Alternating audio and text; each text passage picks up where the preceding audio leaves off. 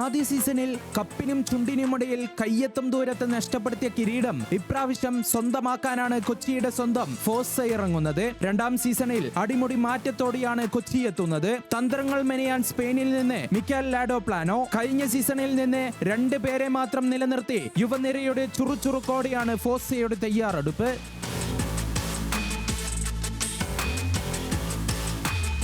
റജിത് ith ആത്മാനെയും Iker ഹെർണാണ്ടസും അടക്കം 5 വിദേശ താരങ്ങളോടൊപ്പം Michael സൂസൈരാജും Nijo ഗിൽബർട്ടും ചേരുന്നതോടെ ശക്തരായ ടീമിനെയാണ് രണ്ടാം സീസണിൽ ക്ലബ്ബ് പടക്കളത്തിലേക്ക് ഇറക്കുന്നത്. നിലവിലെ ചാമ്പ്യന്മാരായ കാലിക്കറ്റ് FC ആണ് കൊച്ചിയുടെ ആദ്യ എതിരാളികൾ.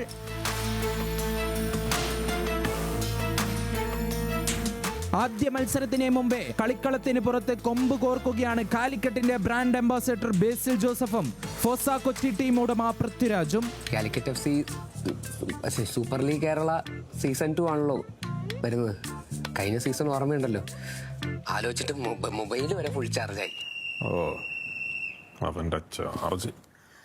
ഇത്തവണ നീ ഇങ്ങോട്ട് വാ, നിന്റെ ഫ്യൂസായിട്ട് ഞങ്ങൾ ഇങ്ങ് വരും. ശരി എന്നാ. നീ ഇടയ്ക്കിടയ്ക്ക് വിളിച്ച് വെറുപ്പിക്കണമെന്നില്ല കേട്ടാ.